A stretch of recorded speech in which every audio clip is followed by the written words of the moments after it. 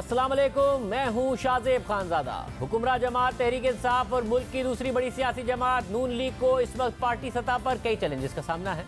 हुकूमत इन चैलेंजेस को दूर करने के लिए मुतहर्रिक हो चुकी है, तरीन ग्रुप से जारहाना अंदाज में निपट रही है, मगर नून लीग अब तक इस हवाले से कोई फैसला नहीं कर सकी है और इस दौरान पीपल्स पार्टी सियासी फायदा हासिल करने के लिए जोड़ तोड़ की सियासत में सरगर्म हो चुकी है। पीपल्स पार्टी की नजरें न सिर्फ हुक्मरान जमात के नाराज अरकान पर हैं, बल्कि नून लीग के नाराज अरकान को भी पीपल्स पार्टी ने अपनी जमात में शामिल करना शुरू कर दिया है। और इसी दौरान नून लीग के अंदर ये सवालात उठना शुरू हो गए हैं कि 2023 में पार्टी का मुस्तकबिल क्या होगा। नून लीग के सीनियर जराए के मुताबिक नवाज शरीफ की नाअहली से लेकर आज तक ऐसा नहीं हुआ कि पंजाब के मुख्तलिफ हलकों से नून लीग के टिकट पर इलेक्शन लड़ने वाले अरकान ने सवाल किया हो कि 2023 के इलेक्शन में नून लीग का मुस्तकबिल क्या होगा। मगर अब ये सवालात उठना शुरू हो गए हैं, खासतौर पर मरियम नवाज और शहबाज शरीफ के दरमियान इख्तलाफात को लेकर पार्टी में बेचैनी पाई जाती है, क्योंकि आज तक पार्टी ना टूटने और मुख्तलिफ हलकों के इलेक्टेबल्स की तरफ से पार्टी ना छोड़ने की सबसे बड़ी वजह यह थी कि वो समझते थे कि 2023 का इलेक्शन नून लीग बआसानी जीत जाएगी और उनको पता था कि नून लीग का टिकट आइंदा इलेक्शन के लिए सबसे अहम होगा, इसलिए मुश्किल वक्त में पार्टी के साथ जुड़े रहना लाजमी है। नून लीग के जराये के मुताबिक यही वजह है कि बहुत से इलेक्टेबल्स पार्टी में बयानिए की कन्फ्यूजन और दबाव के बावजूद पार्टी से जुड़े रहे। नून लीग के जराये का दावा है कि मौजूदा सूरत हाल को लेकर अगर अब पार्टी में यह तासुर गया कि 2023 में नून लीग इलेक्शन हार सकती है, तो पार्टी के कई इलेक्टेबल्स मुस्तकबिल में हवा का रुख देखते हुए पार्टी से अलहदगी का फैसला कर सकते हैं, पार्टी टूट फूट का शिकार हो सकती है। यही वजह है कि मुख्तलिफ हलकों के रहनुमा अब पार्टी के सीनियर रहनुमाओं से राब्ता करके पूछ रहे हैं कि क़यादत आखिर चाहती क्या है, इस कन्फ्यूजन को ख़त्म क्यों नहीं किया जाता। मरियम नवाज और शहबाज शरीफ के दरमियान मसाइल को मियां नवाज शरीफ क्यों हल नहीं करते। जराये के मुताबिक इस वक्त पार्टी की लाइन वाज़ेह नहीं, जिसकी वजह से पार्टी के कई सीनियर रहनुमाओं की सियासी सरगर्मियां ना होने के बराबर हैं। उन रहनुमाओं में ख्वाजा आसिफ, ख्वाजा साद रफीक, गयास सादिक और दीगर रहनुमा शामिल हैं जो अब मजीद मुजाहमत के हामी नहीं। और अक्सर रहनुमाओं का ख्याल है कि अगर 2023 के इलेक्शन में मुमकिन शिकस्त का तासुर मजबूत हुआ तो पार्टी टूट जाएगी, और अगर 2023 का इलेक्शन भी नून लीग हार गई तो कहीं पार्टी का हाल काफ लीग वाला ना हो जाए। नून लीग के जराये का दावा है कि पहले जब रहनुमा अपने हलकों में जाते थे तो अवाम हुकूमत की बुराई करती थी, मगर अब सवालात खुद नून लीग के बारे में हो रहे हैं और वोटर सपोर्टर्स पूछ रहे हैं कि पार्टी की आखिर पॉलिसी क्या है, पार्टी की सिमत क्या है, पार्टी इन हालात में कुछ करती क्यों नहीं। नून लीग के जराये के मुताबिक पार्टी की यूनिटी ऑफ कमांड को बचाने के लिए नवाज शरीफ को फौरी तौर पर मुदाखलत करके एक वाज़ेह पॉलिसी देना होगी कि आगे क्या करना है, वरना पार्टी को मजीद नुकसानात का सामना करना पड़ सकता है। यानी एक तरफ नून लीग है जो अपनी कन्फ्यूजन और इख्तलाफात की वजह से गैर यकीनी की सूरत हाल का शिकार है, तो दूसरी तरफ तहरीक इंसाफ है जिसके कई नाराज अरकान जहांगीर तरीन के कैंप में शामिल हैं और पीपल्स पार्टी इस सूरत हाल का सियासी फायदा उठा रही है। कल बलूचिस्तान चैप्टर से नून लीग के दो नाराज और छोड़ने वाले रहनुमा अब्दुल कादिर बलोच और सनाउल्लाह ज़ेरी ने पीपल्स पार्टी में शमूलियत इख्तियार कर ली और क़यासराइयाँ हो रही हैं कि आने वाले दिनों में बलूचिस्तान से मजीद सियासी जोड़ तोड़ की खबरें सामने आ सकती हैं। मगर ये मामला सिर्फ बलूचिस्तान तक महदूद नहीं है, बल्कि पीपल्स पार्टी पंजाब में नून लीग और तहरीक इंसाफ के नाराज अरकान और अहम इलेक्टेबल्स को अपनी जमात में शामिल करने की ख्वाहिश रखती है और इस हवाले से बाकायदा पीपल्स पार्टी की क़यादत मुतहर्रिक भी है।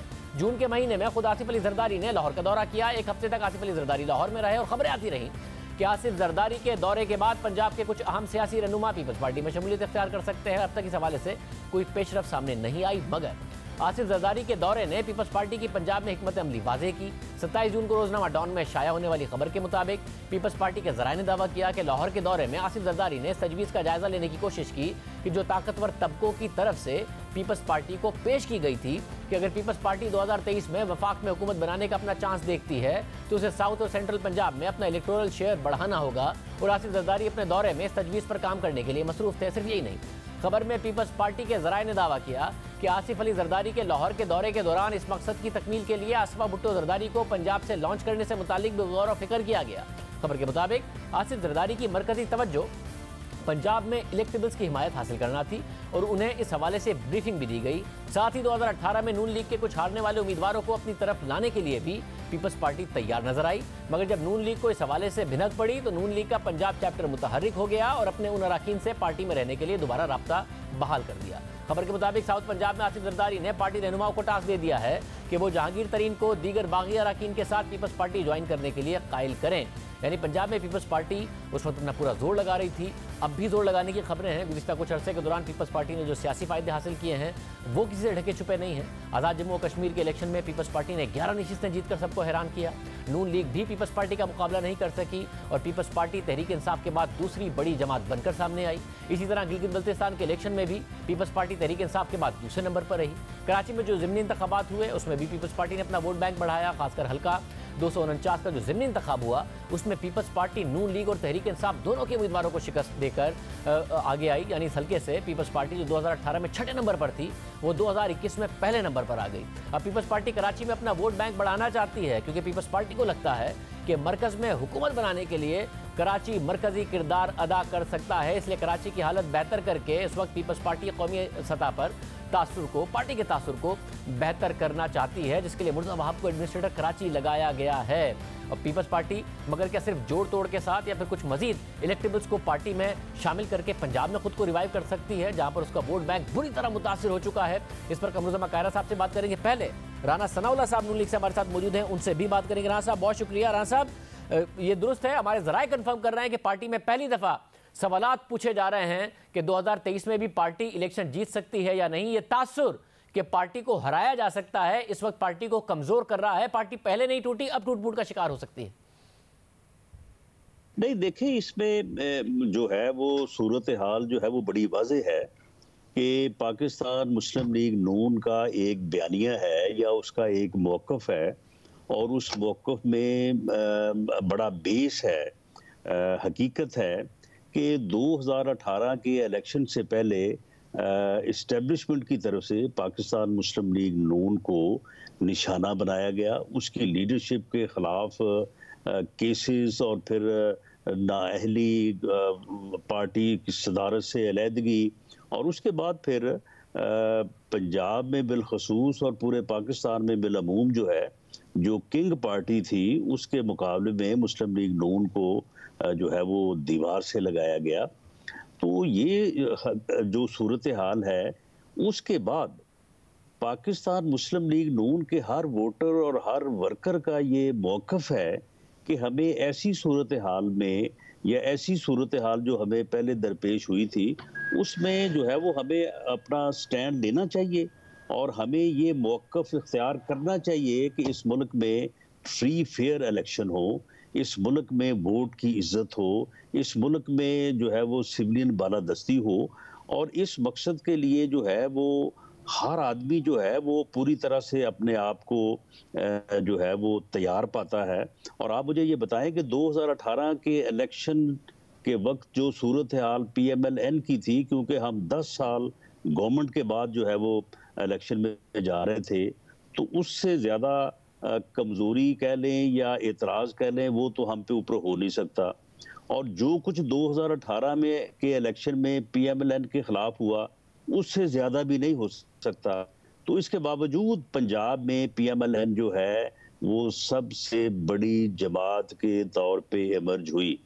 वैसा मगर 2018 में आप इमर्ज हुए क्योंकि ये नज़र आ रहा था आपके इलेक्टेबल्स को कि 2018 में भी आपका इलेक्शन में तगड़ी नज़र आती है नून लीग। फिर आप 2018 के बाद भी नहीं टूटे क्योंकि नज़र आता था कि 2023 में भी पंजाब में अगर किसी का टिकट काम का होगा तो वो नून लीग का होगा। मगर अगर ये तासुर उभरता है कि आपको हराया जा सकता है, बार बार रिगिंग का कहते हैं हमारे खिलाफ हो जाती है, इदारे हमारे मुखालिफ हैं, अगर ये तासुर उभरता है कि आप राइट साइड पर नहीं खड़े हैं, आप इलेक्शन हार सकते हैं, फिर मरियम नवाज और शहबाज शरीफ में भी इख्तिलाफ आते हैं, तो पार्टी क्यों नहीं टूटेगी? क्यों जिसने इलेक्शन जीतना है वो पहले 2018 का अगर हार गया या फिर हुकूमत में नहीं आया जीतने के बावजूद, वो 2023 में भी अपोजिशन में बैठना चाहेगा, इलेक्शन हारना चाहेगा?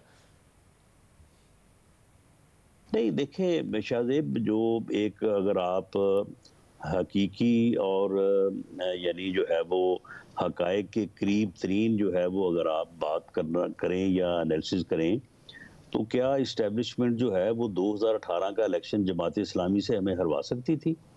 देखें, यानी किसी को हरवाने के लिए भी उसके मुकाबले में चले 19-20 का नहीं, 18-20, 15-20 का फ़र्क तो लाजम होता है ना, उससे ज़्यादा तो फ़र्क निकाला नहीं जा सकता।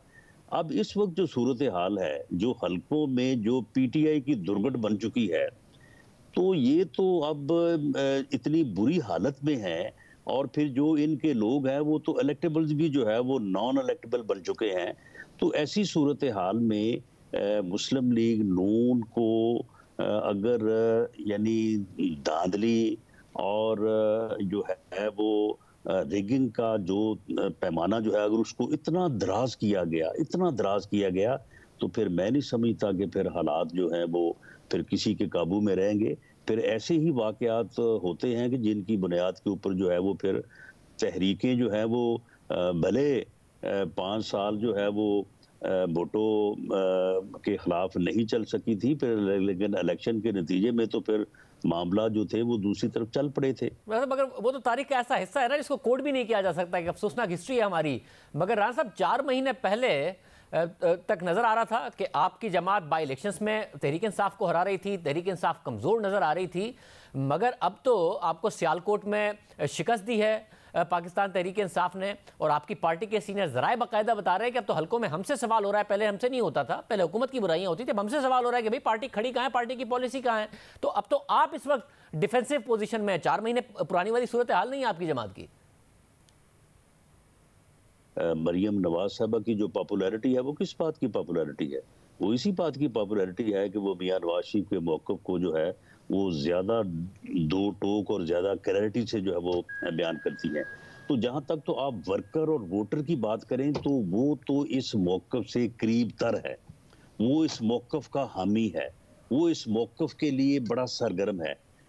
आप बात कर रहे हैं उन लोगों की जो यानी जिनको आप सेमी इलेक्टेबल्स कहें, या जिन लोगों के मुतल्लक आप ये बात करें कि जो लोग खामोशी से पुरअमन तरीके से जो है वो सिर्फ इलेक्शन लड़ने में ही इंटरेस्टेड है और कोई सियासी तौर पे जो है वो इतने ज़्यादा मुतहर्रिक नहीं होते, तो उन लोगों में इस किस्म की जो है वो सोच पाई जाती है।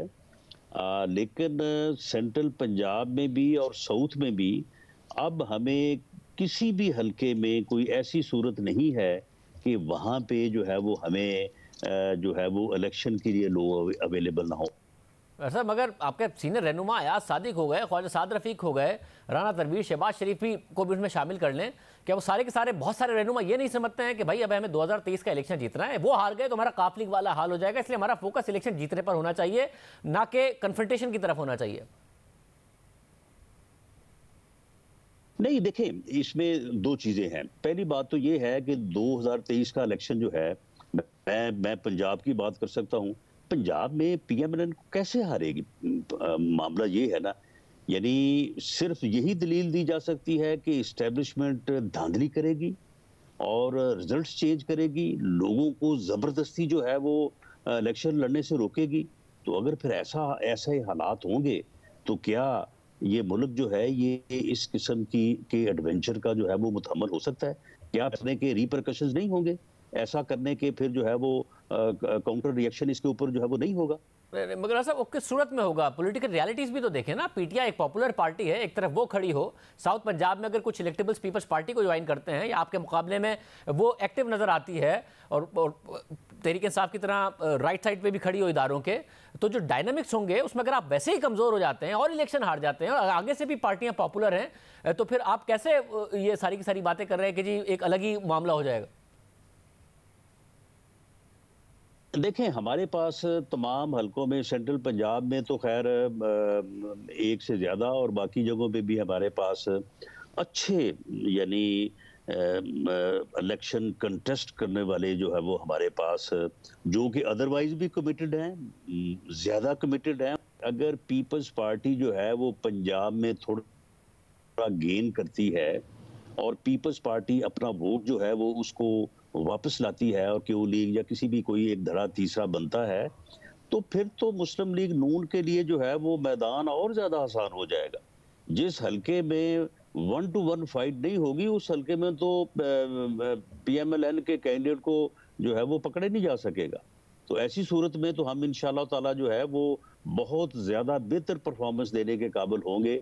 और शाहजेब, मामला ये है कि अगर अब इस मर्तबा ये 2018 नहीं है, 2018 में हमें इस हद तक जो है वो शायद इदराक नहीं था, ये 2023 होगा अगर इस मर्तबा हलकों में लोगों को ज़बरदस्ती उनका बाजू मरोड़ने की कोशिश की गई, ज़बरदस्ती धांधली करने की कोशिश की गई, तो ये मैं आपको बता दूं कि फिर हर हलके में जो है वो लड़ाई होगी। मगर साहब 2013 के इलेक्शन से पहले पीपल्स पार्टी की कैलकुलेशन होती थी कि तहरीक इंसाफ बेशक पॉपुलर हो जाए, तहरीक इंसाफ नून लीग का वोट काटेगी और हम साउथ पंजाब और मुख्तलिफ हल्कों को मिला के एक दफ़ा फिर 2013 में इलेक्शन जीत जाएंगे और हुकूमत बना लेंगे। मगर वाइप आउट हो गई पंजाब से 2013 के इलेक्शन में पाकिस्तान पीपल्स पार्टी। तो ये जो आपकी कैलकुलेशन है कि पीपल्स पार्टी भी अगर आती है तो वो तहरीक इंसाफ का वोट काटेगी और आपको फ़ायदा होगा, आप और Peoples Party anti PTI vote नहीं होंगे और एक दूसरे का वोट बैंक नहीं काट रहे होंगे? नहीं, 2018 का इलेक्शन आप देख लें और एनालिसिस यकीनन आपके पास होगा, वरना मैं इस बारे में आपको एक से ज़्यादा मिसालें दे सकता हूं। मेरा अपना हल्का है, तो पीपल्स पार्टी का वोट जो है वो मुस्लिम लीग नून को नहीं मिला। पीपल्स पार्टी का वोट जो है वो PTI के वोट में शामिल हुआ है। ये तो बिल्कुल बड़ी क्लियर है कि पीपल्स यानी पंजाब में इस वक्त PMLN का मियाँ नवाज शरीफ का वोट है या फिर एंटी नवाज शरीफ वोट है। बहुत शुक्रिया हसन साहब की गुफ्तगू आपने सुनी। प्रोग्राम में ब्रेक शामिल करेंगे। कमरुज़्ज़मा कायरा साहब मौजूद होंगे, उनसे पूछेंगे किस बुनियाद पर फिर पीपल्स पार्टी दावा कर रही है कि पंजाब में वो इलेक्शन जीतेंगे। नून लीग अलग कॉन्फिडेंट है, तरीन ग्रुप को कमज़ोर करना हुकूमत ने शुरू कर दिया, अगर उनसे रब्ता भी पीपल्स पार्टी ने किया था। क्या स्ट्रैटेजी है, बात करेंगे ब्रेक के बाद।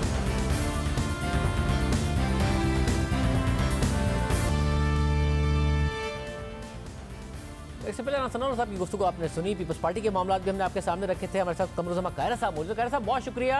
कायरा साहब, ज़ाहिर है पंजाब में पीपल्स पार्टी अपने आप को रिवाइव करना चाहती है, ये दावेदार भी है कि पीपल्स पार्टी सरप्राइज करेगी, आप भी ये कहते हैं। मगर नून लीग में राना सनाउल्लाह साहब कह रहे थे कि अगर आप भी होते हैं और अगर 1-to-1 की जगह 3 तरफा मुकाबला होता है तो पीपल्स पार्टी भी PTI का वोट काटेगी, क्योंकि 2018 में पीपल्स पार्टी का वोट नून लीग को नहीं गया था बल्कि PTI को गया था। तो आपका कोई चांस है या आप भी इन दोनों में से किसी एक ही को फायदा दे रहे होंगे, वरना पंजाब में कोई इतना ज्यादा चांस नहीं है आपका? शाहिद साहब, ये पिछले इलेक्शन में जो वोट होता है वो एक सर्टन आपका वोट होता है, वो जो आपके साथ लिंक्ड होता है आपकी फिलॉसफी, आपके आइडियोलॉजी के साथ। एक वो होता है जो इलेक्टेबल अपने साथ लिए फिरते हैं, और एक वो वोट होता है जो हवा उस वक्त क्रिएट होती है, इलेक्शन फीवर। सो कई तरह का वोट इकट्ठा होता है।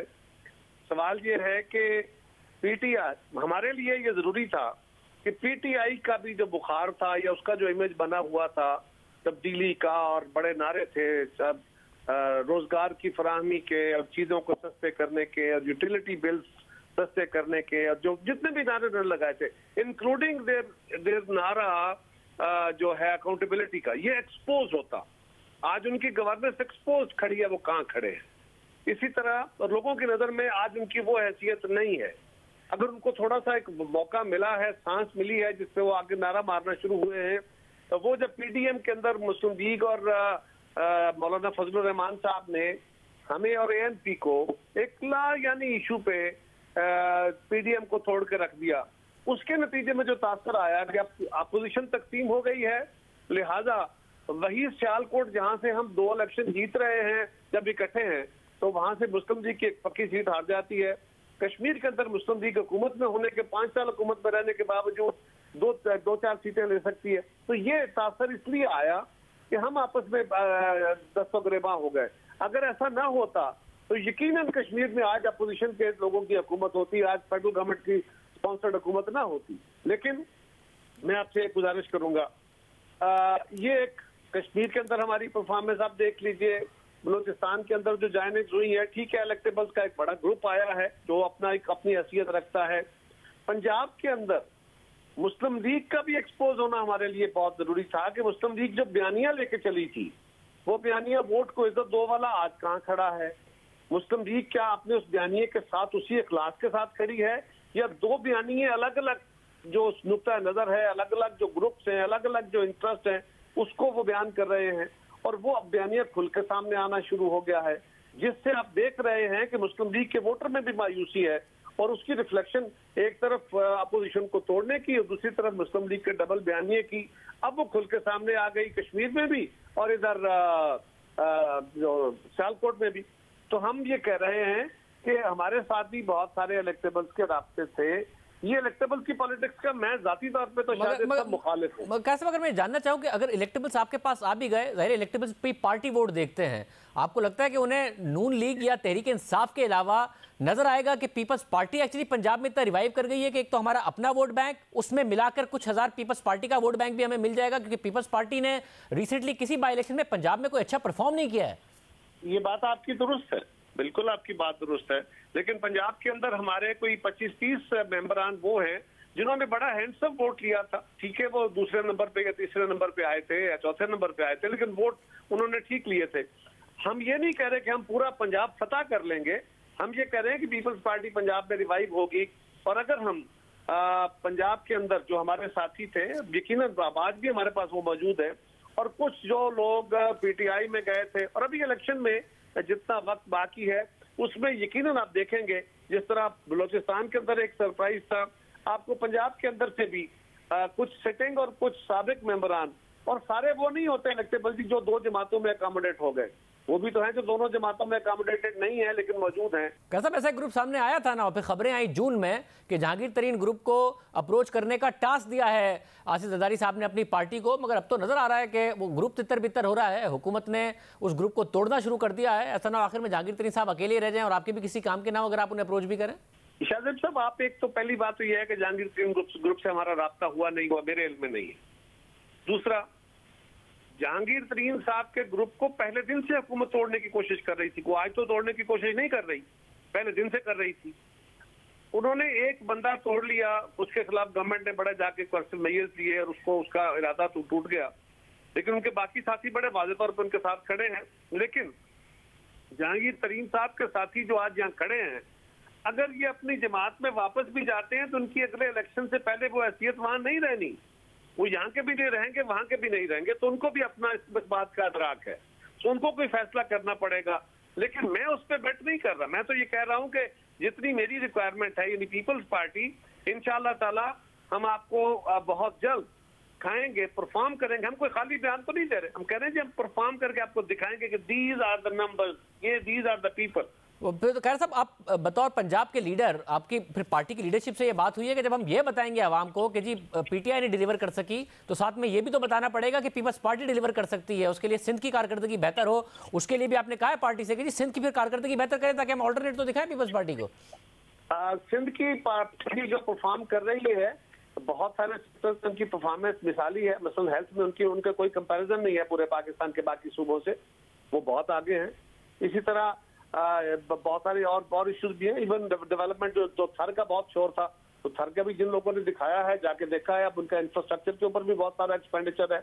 सिर्फ कराची की हद तक एक शोर जरूर है और उसको भी वो कोशिश कर रहे हैं। अब तो शोर भी यही है ना कि जो कराची के अलावा पीपल्स पार्टी जो अंदरूनी सिंध में ज्यादा काम करती है, कराची को फोकस नहीं करती, इसलिए कि कराची उनका वोट बैंक नहीं है। अब कराची भी फोकस हो गया, लेकिन इस आर्गुमेंट में ये बात तो मौजूद है ना कि कराची पीपल्स पार्टी अंदरूनी सिंध में ओवरऑल तनकीद है कि अंदरूनी सिंध की भी तनकीद है, अंदरूनी सिंध की भी तनकीद है कि पीपल्स पार्टी 13 साल हो गए डिलीवर नहीं कर सकी है। 13 साल बहुत बड़ा टाइम होता है कि एक मॉडल के तौर पर आप पेश करते हैं और अपने आप को पंजाब में रिवाइव करते हैं। मैं गुजारिश करता हूँ, मैंने पंजाब में अपने आप को किसी एक सूबे की परफॉर्मेंस की बुनियाद पर नहीं करना, मैंने पंजाब में अपने आप को, वो भी होगा, लेकिन मेजर मेरा इशू ये है कि मेरी एक 5 साल की पीपल्स पार्टी की गवर्नमेंट थी, उसके बाद 5 साल मियां साहब की हुकूमत थी, उसके बाद 3 साल ये हुकूमत हो गई। इनके कंपैरिजन होने हैं। क्या पीपल्स पार्टी 2008-2013 में परफॉर्म नहीं करके गई? क्या हमने 2008 में जिस हालात में मुल्क लिया था, 2013 में मुल्क वहीं खड़ा था? क्या हमने पाकिस्तान के मेजर इश्यूज रिजॉल्व नहीं किए थे? क्या हमने रोजगार फराहम नहीं किए? क्या हमने चीजें सस्ती नहीं रखी? क्या हमने पाकिस्तान का बड़ा तनख्वाहें नहीं बढ़ाई? क्या हमने पाकिस्तान की एक्सपोर्ट्स नहीं बढ़ाई? क्या हमने कार्ड इजाफे नहीं किए? तो ये सारी चीजें लोग देख रहे हैं ना। बहुत शुक्रिया कमर जमा कायरा साहब हमारे साथ मौजूद थे। एक और आम खबर उस पर बात करेंगे एक ब्रेक के बाद।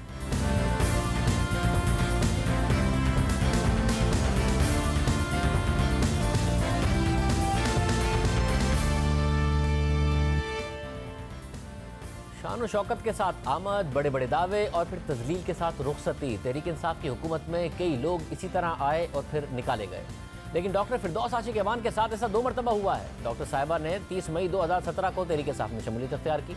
2018 में सियालकोट के हल्का NA-72 से इलेक्शन लड़ा, लेकिन नून लीग के उम्मीदवार से हार गई। इसके बावजूद 18 अप्रैल 2019 को वो वजीर आजम की मौबने खुसूसी बराए इत्तलात व नशरियात की हैसियत से वफाकी काबीना में शामिल हो गई, लेकिन 1 साल बाद ही 27 अप्रैल 2020 को उन्हें उनके ओहदे से अचानक हटा दिया गया।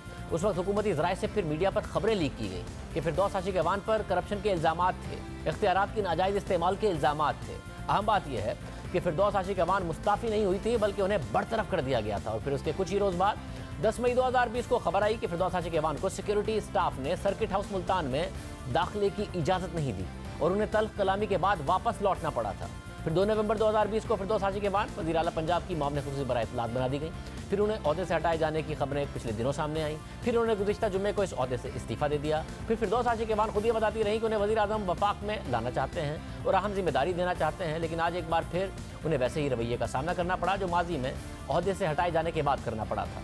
फिरदौस आशिक अवान हाल ही में सियालकोट के ज़िमनी इलेक्शन में कामयाबी हासिल करने वाले एहसन सलीम बरियार की तकरीब हलफबरदारी में शिरकत के लिए पंजाब असेंबली आई थी, लेकिन सिक्योरिटी पर मामूर एहलकारों ने उन्हें अंदर जाने से रोक दिया। फिरदौस आशिक अवान सिक्योरिटी एहलकारों से कहती रहीं कि एहसन सलीम बरियार वाली फहरिस्त देखें, मेरा नाम उसमें शामिल होगा, जिस पर सिक्योरिटी एहलकार लिस्ट देखते हैं, लेकिन उसमें फिरदौस आशिक अवान का नाम शामिल नहीं था।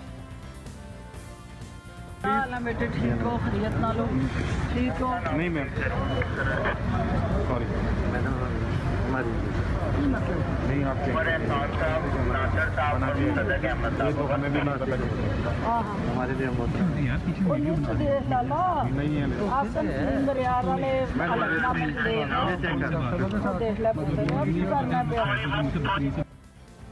इससे पहले फैज़ हुसैन चौहान को पंजाब के वज़ीर इत्तलात के ओहदे से हटाया गया तो उन्हें साथियों ने बताया कि आपको हटा दिया गया है, उन्हें पता ही नहीं था। आगे भी आपको तो हजार चाहिए, आप क्या कहेंगे? मुझे कोई खबर नहीं है सर। अभी इतला है कि फिरदौस आशिक अवान को मशीर इतलात लगा दिया गया और आपको वापस ले लिया गया आपसे चार्ज। आपके पास कानूनी इसका होगा सर? मुझे नहीं पता इसका, क्या कहना चाहेंगे? मुझे इसका पता ही कोई नहीं, इल्म ही नहीं है सर। मीडिया में खबरें आ गई हैं, नोटिफिकेशन मैं ये भी आ बता गया। रहा हूँ कि मुझे नहीं पता इसका। मीडिया को पता था, फैज़ हुसैन चौहान को नहीं पता था। इसी तरह हुकूमत में आने के बाद वज़ीर ख़जाना असद उमर और वज़ीर इत्तलात फवाद चौधरी को हटा दिया गया। इनके हवाले से भी पहले से मीडिया पर खबरें थी, मगर इन दोनों की वज़ीर आज़म से मुलाकात भी हुई, उन्हें इशारा तक नहीं दिया गया, हटाए जाने का कोई इल्म नहीं था, मगर फिर हटाया गया। और वज़ीर आज़म इमरान खान ने कहा कि जो मुल्क के फ़ायदे में नहीं होगा उसको तब्दील करके उस वज़ीर को ले आऊँगा जो फ़ायदेमंद होगा। अभी भी मैंने अपनी टीम के अंदर बैटिंग ऑर्डर भी चेंज किया और थोड़ी एक आध तब्दीली की है, मैं आगे भी करूंगा। सारे वजीरों को मैं ये कहना चाहता हूं कि जो मेरे मुल्क के लिए फायदामंद नहीं होगा उसको मैं चेंज करके उस वजीर को लेके आऊंगा जो मेरे मुल्क के लिए फायदामंद हो। डॉक्टर हफीज शेख को सेनेट का इलेक्शन हारने के बाद वजीर आजम ने काम जारी रखने का कहा और उनकी तारीफ करते रहे। मीडिया पर खबरें रही कि उनको हटाया जा सकता है, मगर इसका इनकार किया जाता रहा, मगर फिर उन्हें अचानक हटा दिया गया और वफाकी वज़रा फिर कहते नजर आए कि वो महंगाई कंट्रोल करने में नाकाम हो गए थे। ऐसी फहरिस्त है दीगर वज़रा की भी और मामूलीन खुसूसी की भी, जिनको लाया भी ऐसे गया, तारीफ भी हुई और फिर हटाया भी ऐसे ही गया। फिरदौस आशिक अवान साहिबा के साथ 2 दफ़ा हुआ है और फिर ऐसा सलूक उनके साथ किया जा रहा है। प्रोग्राम में ब्रेक शामिल करते हैं।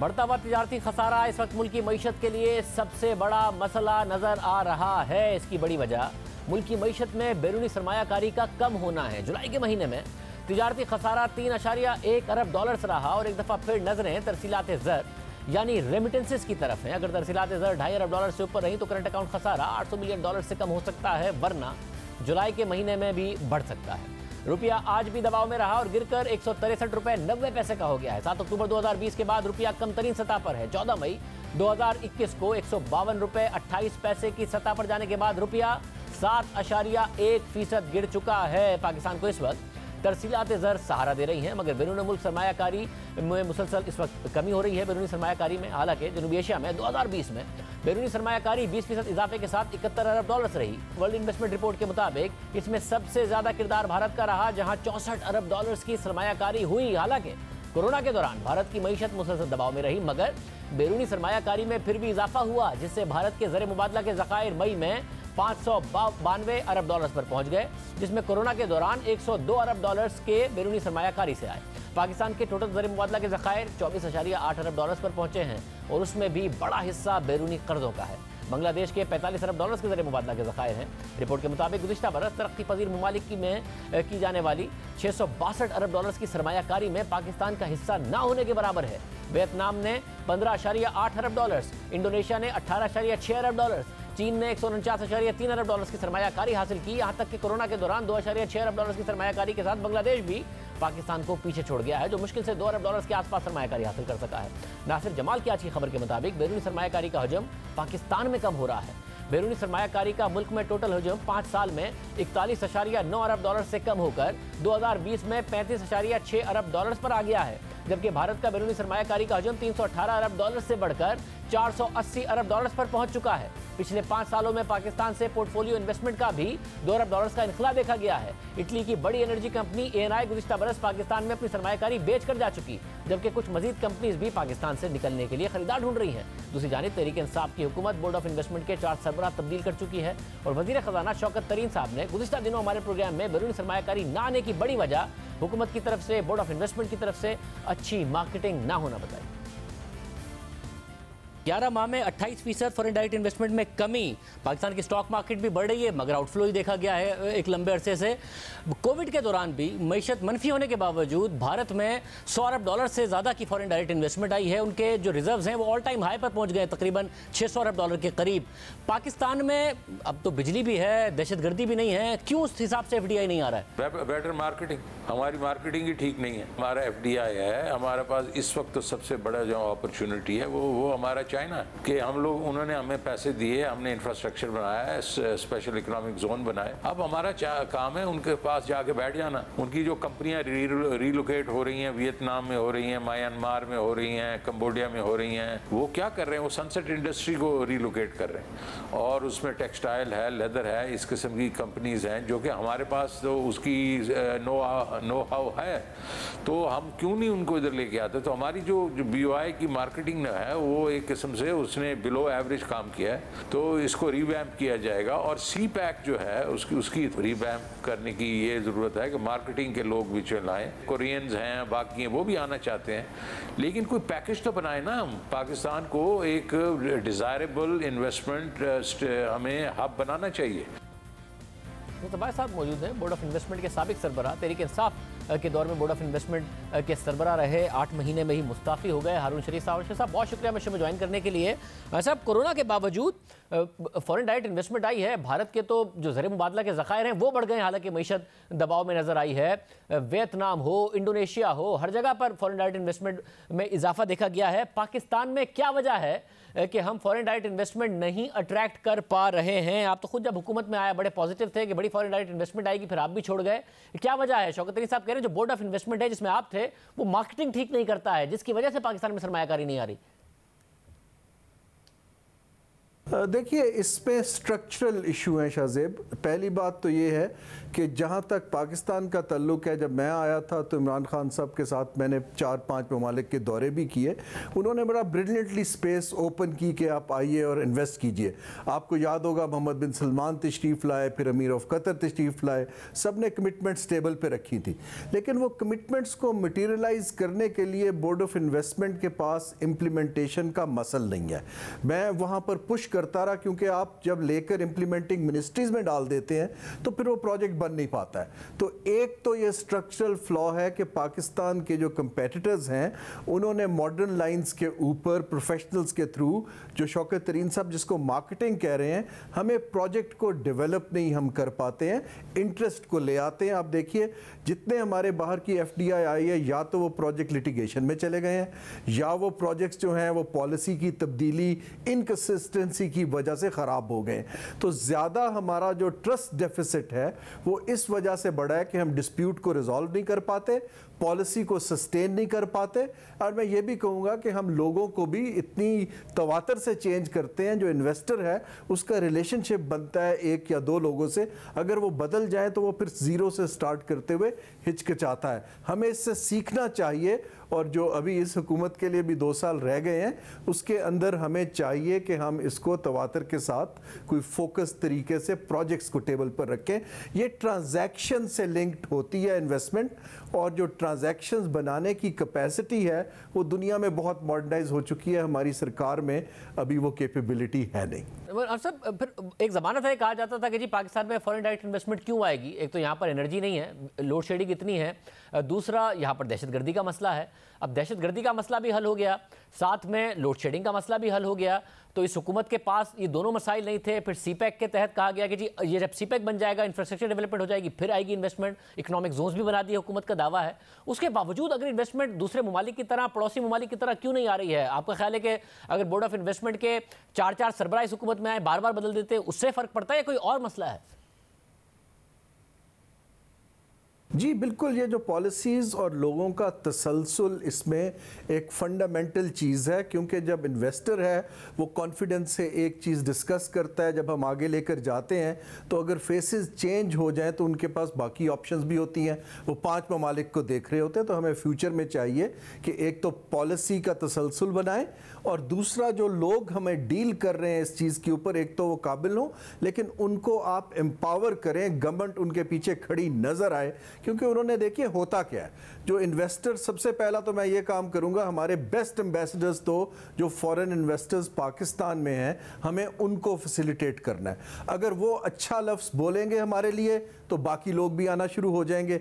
लेकिन अगर हम जो एग्जिस्टिंग वालों का ख्याल नहीं कर पाएंगे, उनके ज़मीन के मसाइल हैं, उनके ये जो रिपैट्रिएशन ऑफ डिविडेंड के मसाइल हैं, उनके जो बाकी चीज़ें हम हल नहीं कर पाएंगे स्पीडीली, वहाँ पर बोर्ड ऑफ इन्वेस्टमेंट जैसे इदारे के पीछे वज़ीर आज़म साहब के ऑफिस को विजिबली खड़ा होना चाहिए, ताकि जो बाकी सूबे हैं और वजारतें हैं वो ताउन करें। अभी तक मैं लाइटर टोन में आपको बताता हूँ कि जब मैं 1 साल रहा तकरीबन, तो उसमें मेरे 4 फेडरल सेक्रेटरी तब्दील किए गए। फिर जो वहाँ पर ज़्यादातर स्टाफ है वो सारा एस्टेब्लिशमेंट डिवीजन के थ्रू आता है। हमें लोग वो चाहिए जो इन्वेस्टर की ज़बान बोले और हुकूमत बदले तो पॉलिसी भी ना बदले और की लोग उसको कंटिन्यूटी को इंश्योर करें। तो ये कुछ स्ट्रक्चरल इश्यूज हैं जो बोर्ड ऑफ इन्वेस्टमेंट के कानून में लिखे हुए हैं, सिर्फ हमने उसके ऊपर अमल करना है और उसके ऊपर जो एक ब्यूरोक्रेसी का कैप्चर हुआ है, अगर हम उसके अंदर डेंट डाल सके तो आई थिंक कोई वजह नहीं है कि पाकिस्तान में उतनी ट्यून में ना सही लेकिन कुछ अच्छे प्रोजेक्ट्स आना शुरू हो जाए। आप कह रहे हैं कि जो एग्जिस्टिंग हमारे पास बैरूनी सरमायाकारी, पहले उसका ख्याल करें ताकि वर्ड ऑफ माउथ हो, उसकी वजह से दूसरे भी आएँ।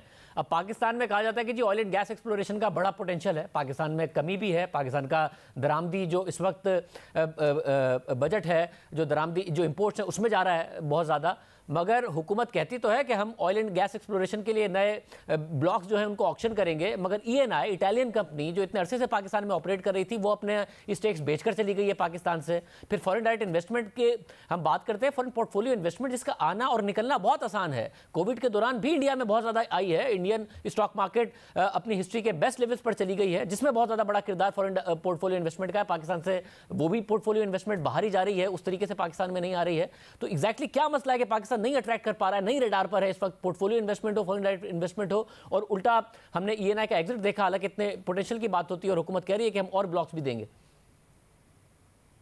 जी देखिए, ये जो मैंने इसी से लिंक कर रहा हूँ जो हम बात कर रहे हैं, देखिए जो पाकिस्तान के अंदर जो एग्जिस्टिंग इन्वेस्टर जा रहा है ये एक बहुत सीरियस चीज़ है। हमें इसको बिल्कुल क्लियरली एनालाइज करना चाहिए कि हम उनके मसाइल क्यों नहीं हल कर पाए, क्योंकि आपका बेस्ट एम्बेसडर वही है। जब एक एम्बेसडर, जैसे आपने ENI की मिसाल दी कि अपने स्टेक्स बेचकर निकलता है, तो उसका इम्पैक्ट एक बहुत बड़ा होता है कि ज़रूर कोई वजह होगी, इतनी अच्छी मार्केट से वो निकल गया। पोर्टफोलियो इन्वेस्टमेंट को तो मैं साइड पे रखता हूं क्योंकि वो फॉरेन डायरेक्ट इन्वेस्टमेंट नहीं है और हमारी मार्केट हैज़ परफॉर्म्ड वेल, लेकिन लोगों के पास कोई और चॉइसेस आ गई होंगी। हमें ज़रूरत इस चीज़ की है कि कैपिटल इन्वेस्टमेंट का स्टेक्स बढ़ाएं और मुख्तलिफ ममालिक के बढ़ाएं।